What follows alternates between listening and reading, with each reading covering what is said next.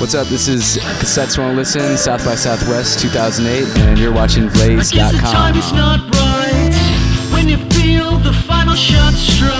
South by Southwest 2008, this is Reinel here, hanging out with Jason, Cassettes Won't Listen. How you doing? Good, I'm doing great. Good. Great time. I'm glad to hear that. I think it's the green that we chose to wear today. It represents just like happiness, I think. Life, energy. Like, yeah, evolution, just like growth. You know, we covered you the CSAC event. We're just mentioning that was a little bit of a rough, not rough start, but experience. But it was fun. I actually had a really great time. I mean, it was a weird space. It was like in a cafe, but next thing I knew, like it filled up and everyone seemed to have a good time. I was gonna say that like one of the weirdest places you've had to play, because if you think about it, like especially here, the venues are all so different and just random sometimes. But that's what makes it exciting. It's just like you go from playing in a convention center to playing in the backyard of somebody's cafe. So let's talk about Cassettes Won't Listen.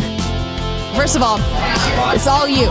People might hear the music itself and just think that, oh, maybe there are how many? 2, 3 different people? Right. Yeah, people usually think it's a band. That's sort of how I marketed it at first. I made up 4 fake band members.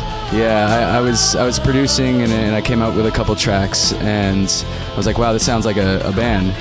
I'm just gonna mess with everyone's heads and say it's a band, and that kind of got flipped on its head when I actually started getting asked to play shows. I was like, I can't come out with 4 imaginary characters. Did you have names for them? Were there females in there or no? There's 4. It's actually 4 males. Each one of the names was a nickname I had growing up. I moved around the country a lot, and every place I lived, I had a nickname. So that was one of each nickname I had was a band member. And then I sort of let that go once I started doing shows, because I think it just got a little bit too confusing. And my head was just like, all right, who am I? Am I a full band? Who's playing what?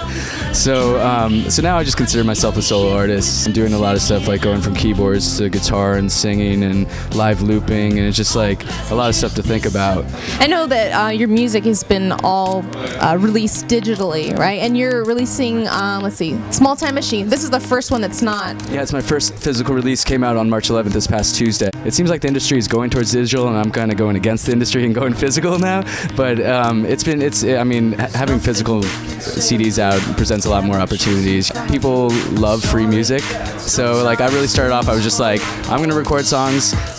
I'm not even thinking about money. In order to create a career, you kind of have to get your name out there, and you want to make money in the long run, but if you want to get your name out, you want to just put out the music for free, and hopefully people like it. Luckily, I mean, the reviews for my free music have been pretty positive, but I self-released it. Just finished up a video for the lead single called Paper Float. It's going to be premiered on MTV2 next weekend. Sweet. Exciting stuff. It's exciting. Yeah. So can you tell us a little bit about just kind of like a sneak peek into it? Yeah, it's about me going into work being miserable, and all my coworkers are ecstatic to be at work and just like having the greatest time, and I'm just depressed, and I have a boombox with me, and I put the boombox on my desk, play the music, and the music makes my head explode into this animated robot head.